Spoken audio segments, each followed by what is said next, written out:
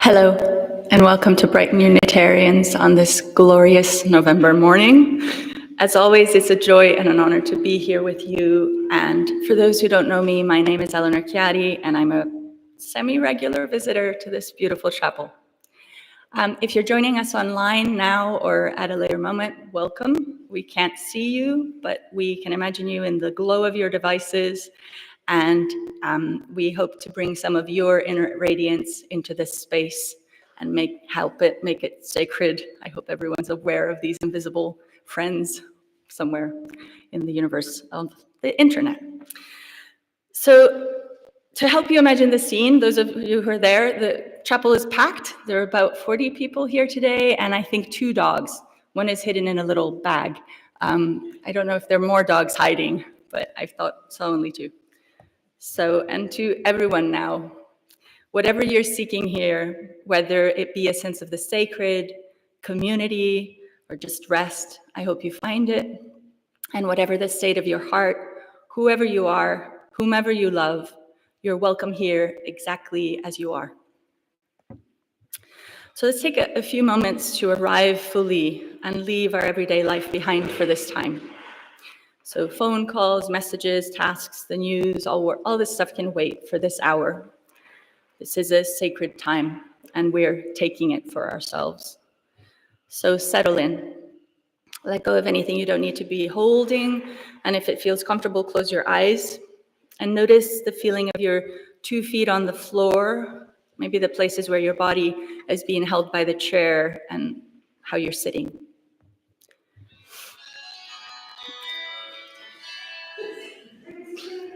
It's fine. It's exactly what this little time is for, so that we can just ease ourselves into this time. So take a moment to find your heart. So you may want to rest your hand on your chest, or you might want to feel your pulse on your neck and just notice your heartbeat just for a couple of beats. And if you're feeling a little bit vulnerable at the moment, you might want to give yourself a hug, sort of wrapping your arms around yourself, just a little firm, even a pat. And take 2 or 3 slow, deep, intentional breaths.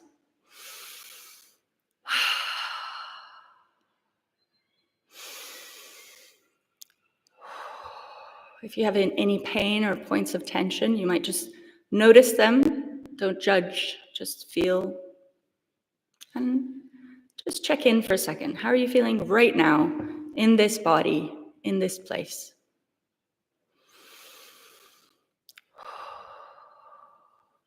And when it feels comfortable, open your eyes and look around the chapel and try to see as many people as you can. Make eye contact, check each other out, and notice these faces, this crowd of friends and strangers sharing this time and this space with you. Just welcome each other. Okay. And we have arrived. Pema Chodron says that in Tibetan there's a word called ye tangche, which she finds particularly interesting. And the ye part means totally and completely, and the rest of it means exhausted, totally tired out. You could also say totally fed up. And it really describes an experience of complete hopelessness. And it's one of those words that doesn't quite translate. So you have to have sort of completely tired out, absolutely just desperate, exhausted, and just fed up. But what she says is that this is an important point. It is the beginning of the beginning. Because without giving up hope that there's somewhere better to be, that there's someone better to be, we will never relax with where we are and who we are. I'm not gonna lie, Trump's election, coming after so many mornings when I woke up to a radically changed world, and I don't need to mention Brexit, the global pandemic, 9/11, keeps going on. And the feeling of just what's coming for Americans, for trans people, for migrants, for democracy, for the war in Ukraine and Palestine. right? I feel this ye tangche completely. I am in a state of total despair. And you may have different ideas about the politics of Trump, but the unpredictability of the time ahead, I think, is a sort of dread. So I'm asking myself today and trying to take you along with me, because that's the privilege of being here on the pulpit, is I get to work through my own neuroses and then share them, is I'm going to try to think about how I can move, or how I can accept this state of despair, and then how I can turn this particular state into the beginning of beginnings. And to basically get to work in the ruins of my world as I see it. This is how I feel, catastrophic thinker, but still, beginning of beginnings. If you don't want to think about it in terms of political places, there are also places of despair in our own lives where you feel just that you can't go on and you're just ye tangche, beyond exhausted. That can be a personal state, but to take it as the beginning of beginnings, because this is where you are, is what we're going to try to do. So I'm going to divide the service into 3 parts. The first part is called feeling, and I'm going to invite you into a ritual of shared lamentation. Part 2 will be taking heart, compassion as a practice of courage, where I'll guide you through a loving kindness meditation. I'm sure many of you are familiar with it, but it never harms. And then the third, rising, in which I'm going to be discussing how naming what we love will help us find the next best thing that needs our attention. So I'm going to invite Stuart to light our chalice, as Unitarian congregations do across the world.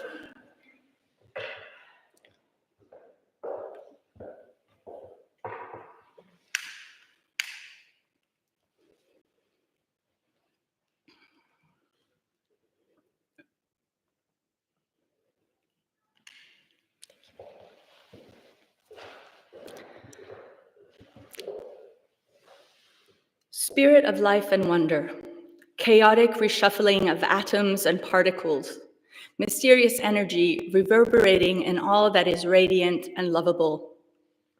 Grant us the courage to move and act beyond our greatest fears. Help us find wisdom in the great spiritual and political traditions that came before us, so that we can work towards being the cherished ancestors of the humans of tomorrow. And if we feel completely hopeless and numb, help us find courage in community and connection, and the knowledge that we are never alone. Amen.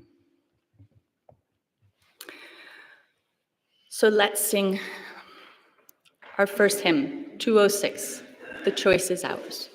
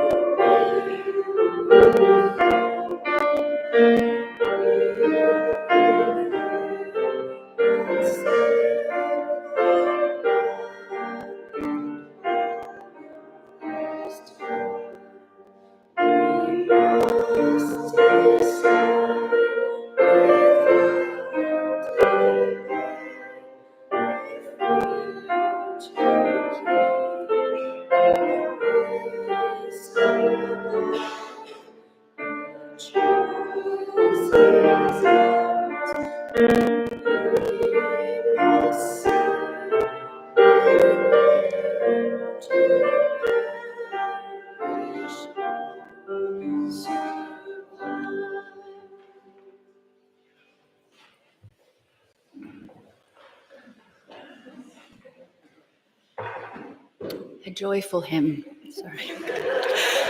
Carried away.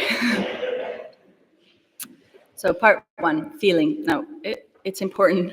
We need to actually feel that present moment. When I was 18 years old, I went with my family to visit my hippie cousin Carl in his self-built, sustainable house in the middle of the redwood forests of California.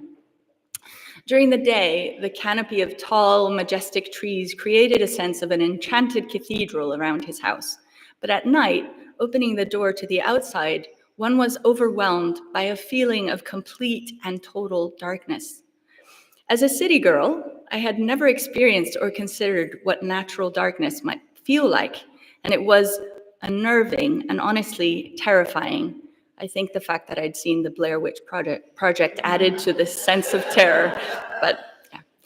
At one point, my mother asked me to walk down to the car to get something from the trunk. It was just a matter-of-fact request, and before I had time to think, I was already walking outside and the door to the house was closed behind me, and it was dark, complete, deep, and unfathomable.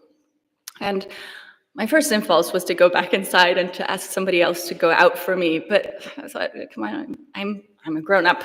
And I said, okay, what am I gonna do here in this darkness? So I started to walk to the car, and my feeling of dread was so strong. It was existential. It was a sort of animal thing about this darkness is just everywhere. But I had to just allow myself to be in this dark. And then I realized that what I was afraid of wasn't the dark, but whatever unknown thing might be in and beyond the dark, because darkness is actually not that scary. And that unknown thing was not there and was not real. The only real thing was the dark, and I could work with that. So it's very banal.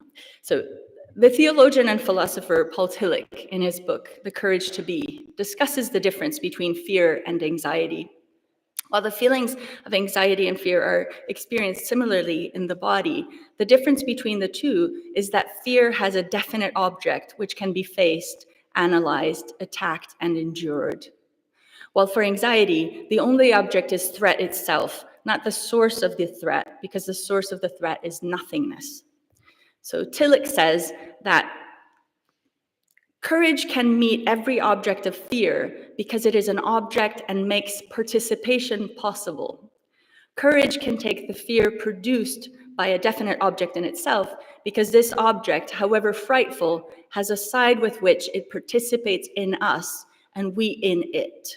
One could say that as long as there is an object of fear, love, in the sense of participation, can conquer fear.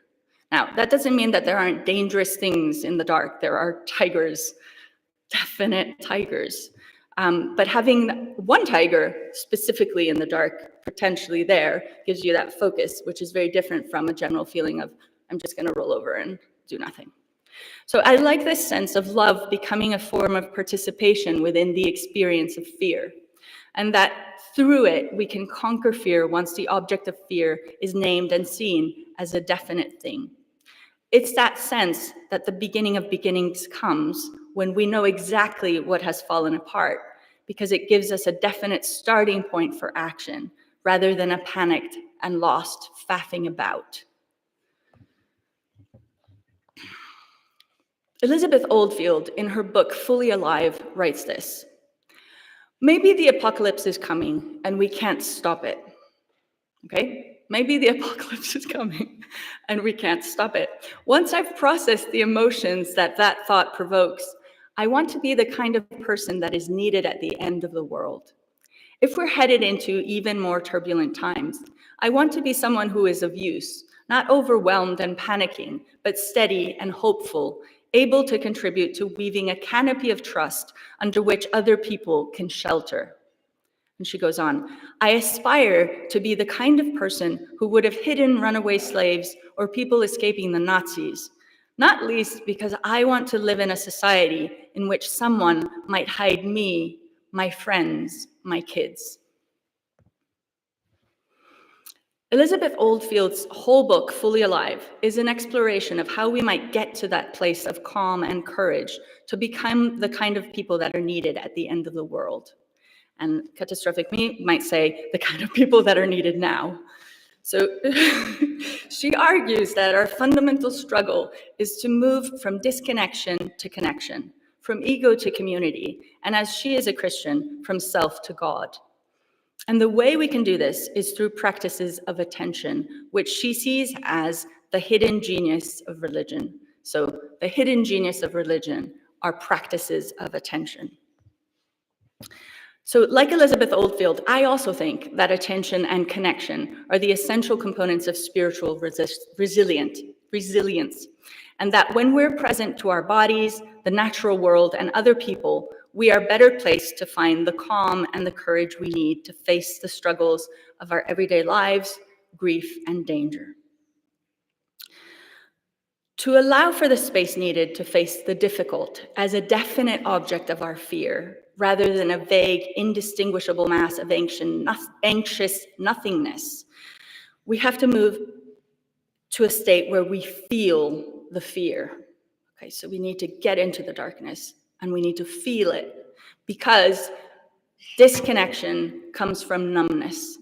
What is happening to us, the sense of, or at least for me, my sense of doom for the world, the worst thing I can do in terms of getting out into the dark is to be numb and to just go into the front room and watch TV and eat chocolate and just pretend that nothing's happening, because that will definitely not help me with the tigers. So what religious practices offer us that secular practices rarely do, and this is with the notable exception of the theater, the dance floor, and the stadium, is that spiritual practices offer us a communal space for sharing not just ideas, but feelings. And to feel deeply, to allow ourselves to feel even strong feelings like fear and despair, is key to building up the courage to live our fullest lives. And one way to do this is through rituals of lamentation. I've done a few of them here, and today is not going to be an exception. So lamentations are a form of prayer. They're expressions of grief, ways of working through difficult feelings, and in particular, rage that things are not otherwise. Lamentations have a dangerous edge because they awaken inner strength and open the heart for cathartic transformation. Because by giving a sound, a public expression to grief and fear, they allow for them to be held by a wider community. So unlike grief that is personal and stays deep in your heart and in the private body, lamentation is shared. And though it can't fix the world, it allows for the kind of connection that builds courage. So I'm going to invite you to a time of lamentation. You will have found on your chair some autumn leaves, and if you don't have them, there are a few lying around there. They're extras as well, so if you notice someone who doesn't have one, pass it around. And I'm going to have this basket circulating. And so as the basket comes around to you, the invitation is for you to say one word or a sentence about a situation in our world or in your life that you feel helpless about, a situation that scares you or causes you deep despair. And the invitation is to speak it out clearly for all of us to hear. And if you wish to, you can do this silently. You don't have to share it. And of course, there's always the option to pass. So you can just, if you don't want to, it's not your thing, just pass it on, and that's fine. So please, you can begin in just a second. So the invitation again is, what event or situation in the wider world do you feel helpless to change? What causes you grief, sadness, or fear? This can be one word or a brief sentence. And it might be that more than one person wants to name the same thing, and that's perfectly fine, because repetition is welcome in ritual. So we may, if it's Palestine or the climate, whatever it is, just say what is in your heart right now, and don't get too hung up about, there are many other things. In my case, I would be like, what am I going to say? There's so many different things I'm feeling despair about, but it's whatever comes right now. So please, let's start.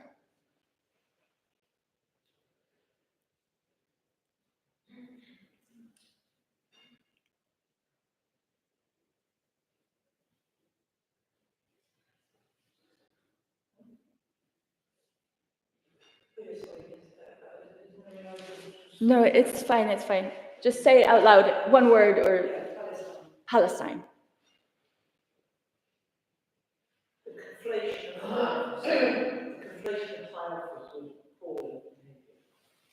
High office and appalling behavior. I'll just say it in case the people from the can't hear. Sorry for the air miles. Sorry for the air miles. My son's health. The destruction of wildlife. Trans issues.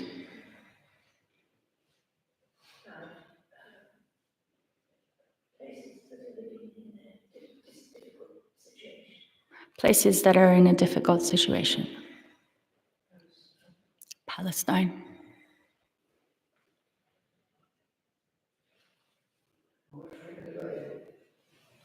My friend Elaine. I'm sorry, microplastics.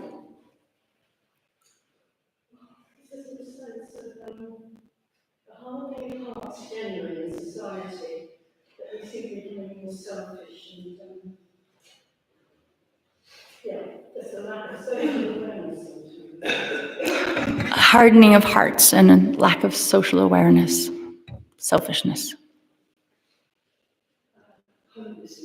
Homelessness. Everybody's suffering. The way in which women's lives are being eliminated and curtailed in Afghanistan and Iran and America. The way women's lives are being curtailed in Iran, Afghanistan, and now even America. I'm sorry, I didn't hear. Polluted water. Fake news and toxic media. Climate change. Climate change.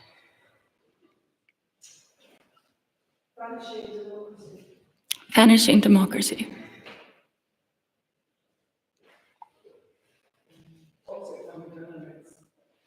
I'm sorry. Toxic family dynamics.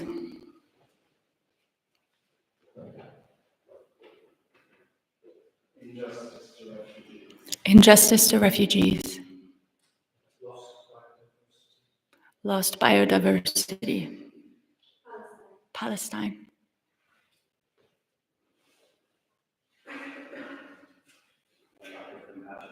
A lack of compassion.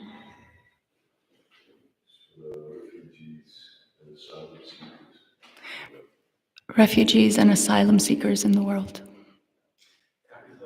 Capitalism. Trump. Dun, dun, dun. Inhumanity driven by pride. My word is Palestine. Palestine.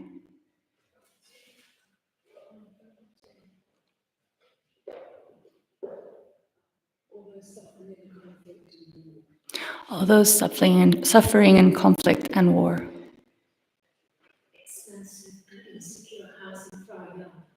Expensive and secure housing for our young.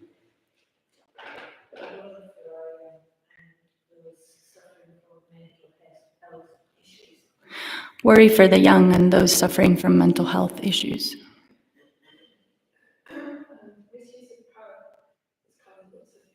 Misuse of power.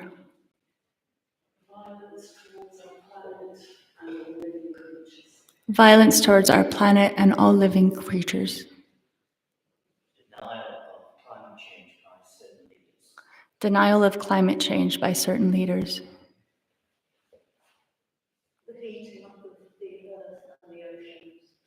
The heating up of the earth and the oceans. Harshness where all that's needed is tenderness. Harshness where what we need is tenderness.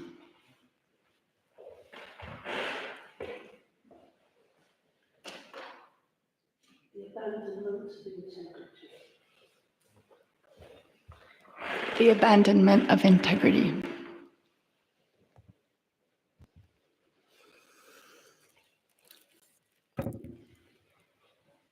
These fallen leaves are symbols of our hopelessness, our helplessness, and our despair. We hold them together here in recognition of the enormity and the complexity of the present moment, and the ways the future can seem impossibly bleak. May our coming together give us strength to face whatever is to come, and may small seeds of action, hope, and love grow in the shelter of the darkness we've given voice to now.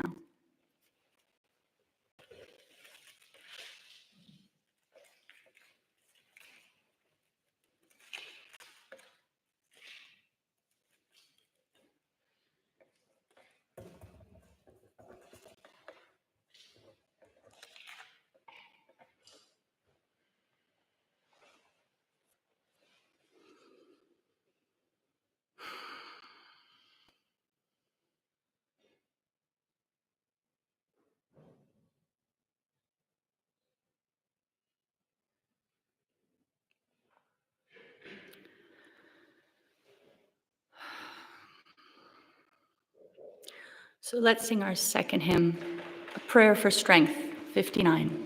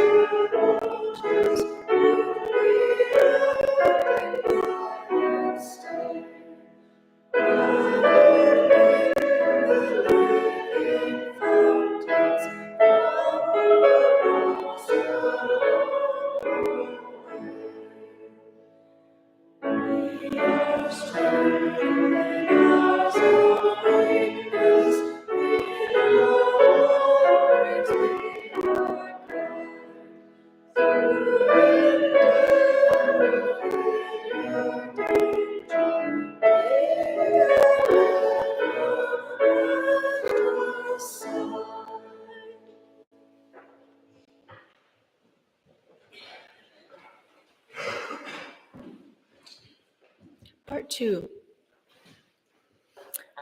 The word courage, Stuart reminded me once after a service here, comes from the French word for heart, cœur, courage, cœur.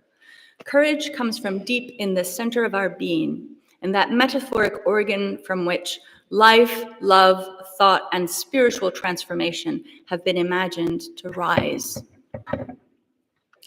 To find courage, we need to open our hearts. And opening is what allows us to face the next hard thing in front of us. We guard our hearts. When my heart is closed, I feel most keenly my sense of separation from others and from nature. I fail to stop and see beauty around me and notice instead and count the times I'm not being seen, not being heard, not sufficiently recognized. My ego gets bristly, and I find I ruminate over small hurts, passive-aggressive behavior, unkind moments.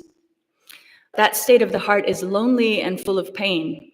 It's a narcissistic way of seeing the world, which makes love small and transactional, and it relies on others to get me out of it. I want them to be different, and often they are not.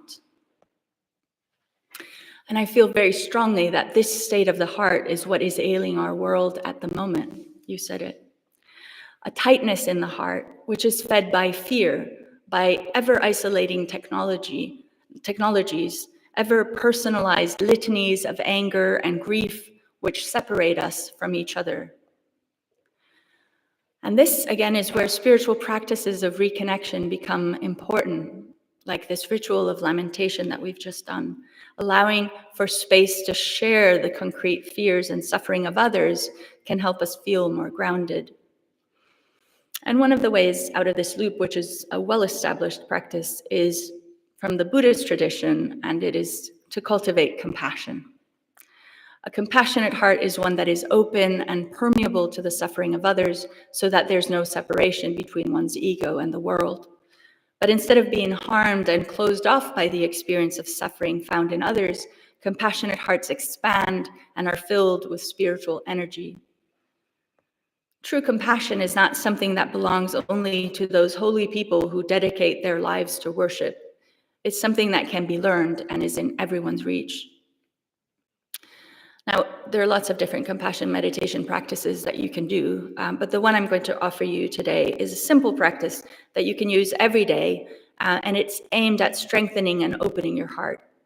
It should take a little bit under 10 minutes, so I hope that's okay. So let's begin. So if it's comfortable, begin by closing your eyes and taking a moment to come into your body. Take 1 or 2 slow, deep, even breaths through your nose. And notice again how you're sitting in the chair. Perhaps bring your attention to the soles of your feet and do a quick scan of how your body is feeling from toes to head. Just a few breaths.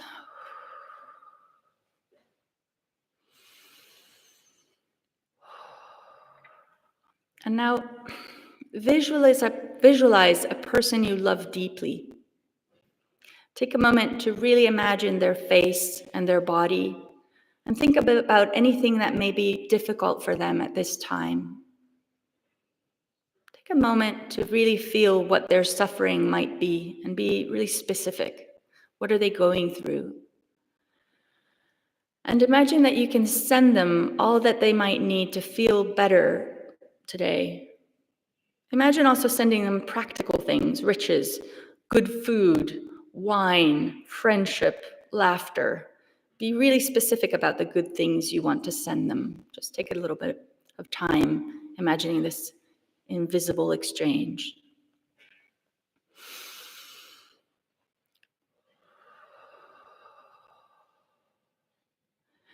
And then repeat silently in your mind after me. May they be happy. May they be peaceful. May they be free from suffering.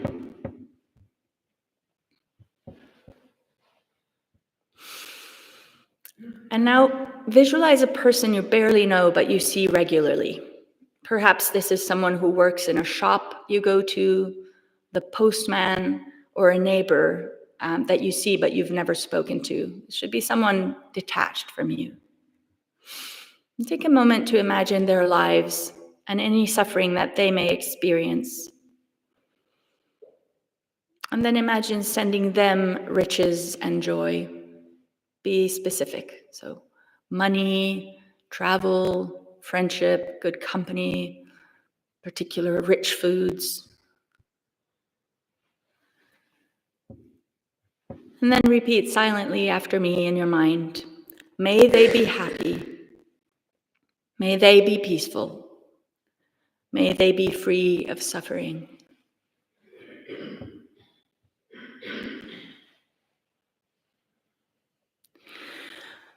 And now visualize a person that you have a difficult relationship with, someone who has hurt you, maybe even someone you consider your enemy. This could also be a politician you strongly dislike. And take a moment to think about what bad experiences they may have had to make them so difficult, and feel their sadness. And imagine sending them riches and joy, good food, money, and company.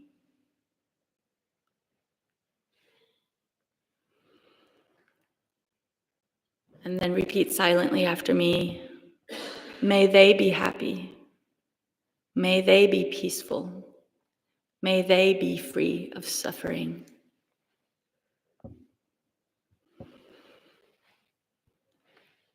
And finally, think about yourself. Consider the places in your heart where you feel hurt and sad. And imagine sending yourself those good things, specific good fortune, luck, health, joy, connection. Be specific. And some people find this the hardest one. And repeat silently after me. May I be happy. May I be peaceful. May I be free of suffering. Kathy's going to play in a moment, but before we close the meditation, take a moment to notice if there are any changes in your heart or in your body, and rest in this space for another couple of breaths.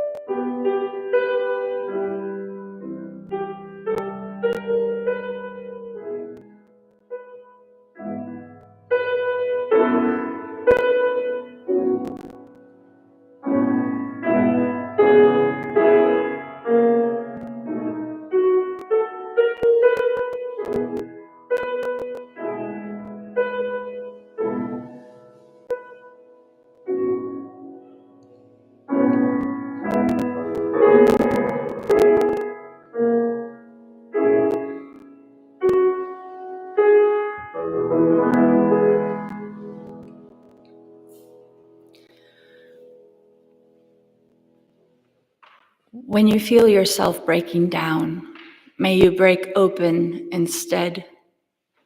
May every experience in life be a door that opens your heart, expands your understanding, and leads you to freedom.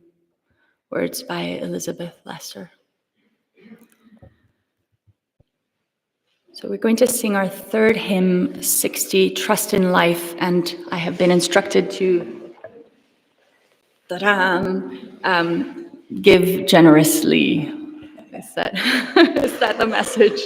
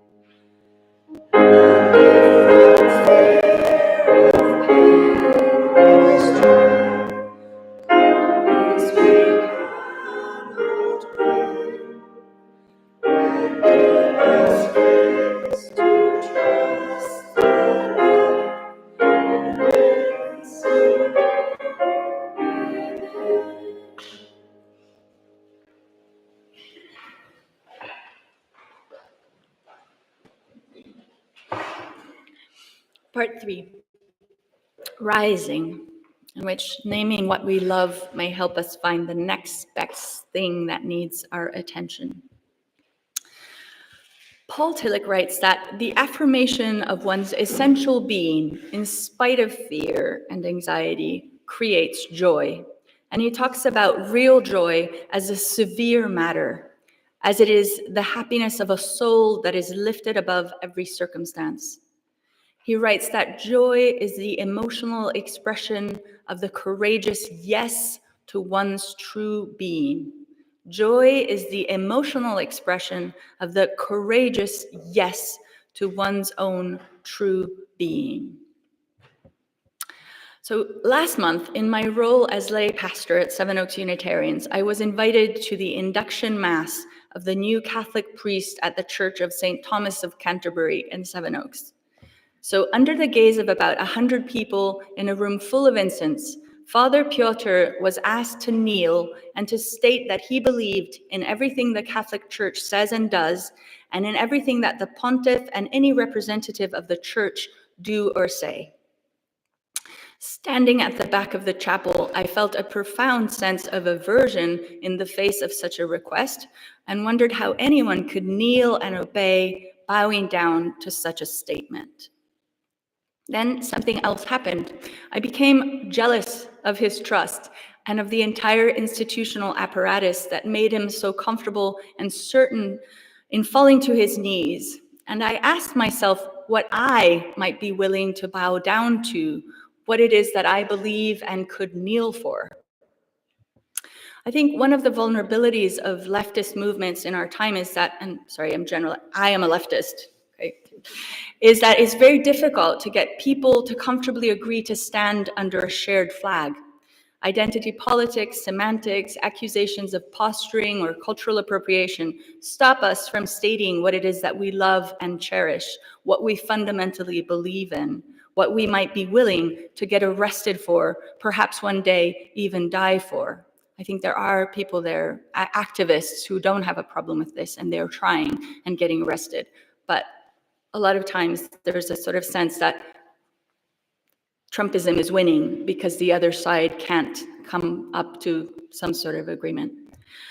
But just as lamenting and nurturing compassion are important steps towards facing the present moment with open hearts, naming our values, reminding ourselves about what requires our attention, our love, our commitment, are at exactly this point of deepest despair, this beginning of beginnings, are also important ways to build up the courage to move away from despair and into action. So I really invite you to take a few silent moments to think of one or two things that you might kneel for. A principle, an idea, a value that you hold true without hesitation. You're not going to have to share this. It's private, and all of you will have a different one. That's fine. Just take a moment to name that for yourself, to hold it in the light.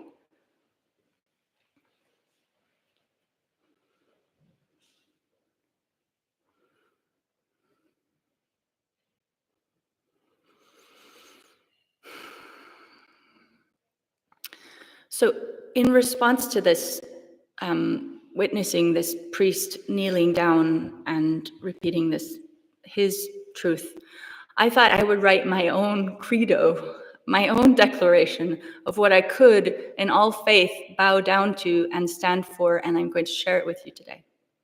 It's called credo.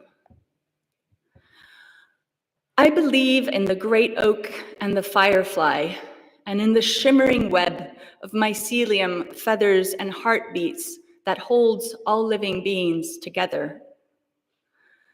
I believe in the kindness of strangers, and that Sudanese grandmothers, Chinese factory workers, and the crumpled body begging on the street are my kin. I believe that difference offers us opportunities for growth and meaningful encounter, and that we all thrive when we make our built environment, our schools, our homes, into temples of hospitality. I believe in clean water and education for all, in science and mathematics, and that acknowledging the hurts of the historical past can bring us closer together in the present. I bow down to the dignity of all living beings, to the majesty of the starry sky made greater by human creativity and wonder. I bow down to the promise of meaning and love waiting to blossom in every unfolding moment. My heart yearns for justice, for political, economic, and gender equality everywhere.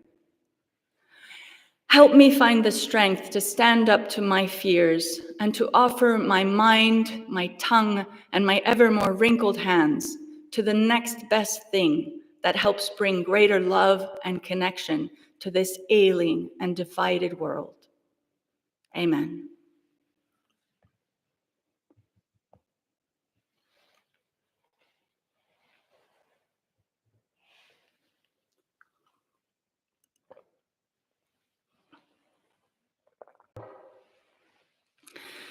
So let's sing our final hymn, How Can I Keep From Singing, 133.